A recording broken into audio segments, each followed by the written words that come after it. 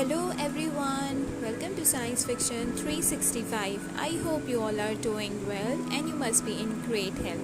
As you are already aware that we have started chapter 4, name of the chapter is Cells and Tissue, and in our previous video we have covered microscope, light microscope, electron microscope. Today we are going to start cell theory, acellular and cellular structure. Initially, we have studied about the discovery of cell, that all living organisms are made up of cells and cells are the basic unit of organisms, and all tissues and organs are composed of cells. And we have also studied that cell was discovered by Robert Hooke. Now, why we study about cells, students? We study about cells because all living organism, complete body is made up of cell. So when we know about cell and their structures and function, it becomes very easy for us to understand about living organisms. Now students, you give any structure named cell when you have these three things. The first thing is cell membrane. The outer covering of the cell is called as cell membrane. It is also called as plasma membrane. Now, what is cell membrane and what is plasma membrane? It is basically a boundary of cell which protects cell and keep all inside material inside and keep them in limit and protect the cell. Next one, which I have written with the red color, is nucleus. Nucleus is basically the control center of the cell. It controls all the activities which are taking place inside the cell.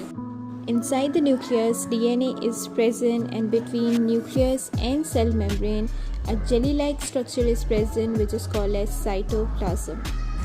Now there are different types of cells. Cells can either be prokaryote or eukaryote. Now what does prokaryote and eukaryotic means? Eukaryotic cell have a proper nucleus and prokaryotic do not have a proper nucleus. They both have a lot of difference which we are going to study in our next video. Now cells are also present in plants and as well as animals.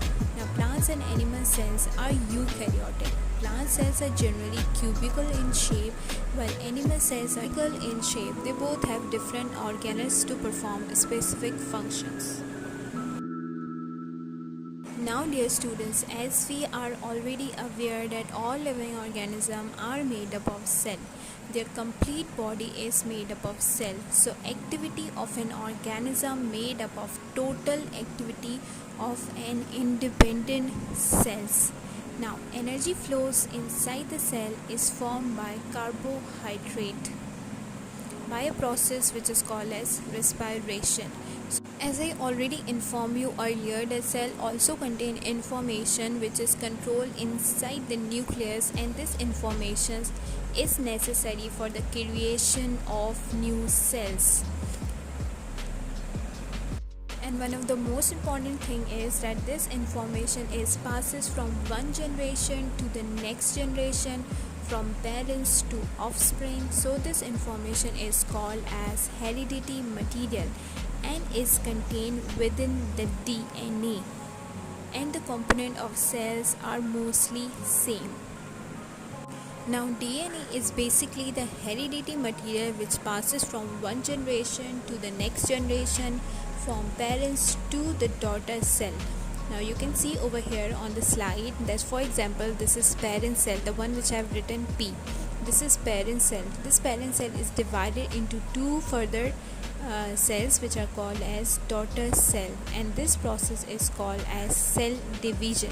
Now the complete information of parent cell is transferred into daughter cell, and the complete DNA is passed on from parents to offsprings. Now students, cells are the smallest form of life. They are the structure and function unit of all living things. Your body contains billions of cells which are organized into 200 major types with hundreds of cells with specific function. Now some functions which are performed by cells are very important. They are very vital for the existence of life. That they perform cellular respiration. Others are highly specialized, example photosynthesis. Now students, in respiration process glucose is broken down so we can get energy. So this was the basic introduction of cell, that they are the smallest in structure, functional unit of life. Cell are of billion types, cell are of many types. Plant and animals are mostly eukaryotic cells. Cell is covered by a layer which is called as cell membrane. Inside the cell, nucleus is present, which is a control cell.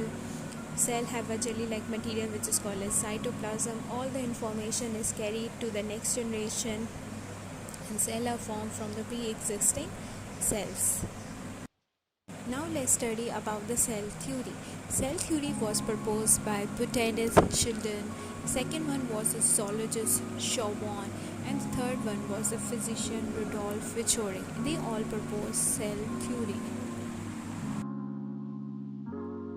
They all propose an important extension of cell theory. So the postulates of cell theory are: number one, all living organisms of plants as well as animals are made up of cell or more cell.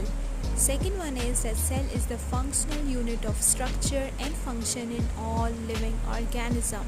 Third one is that new cell is derived from pre-existing cell into two cells by a process which is called as cell division.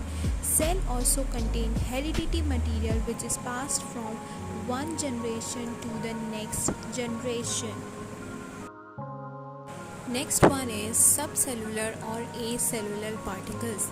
Now the main difference between acellular and cellular organism is that cellular organism does not contain cells, while cellular organisms contain cells. So this is the basic difference between acellular and cellular organisms.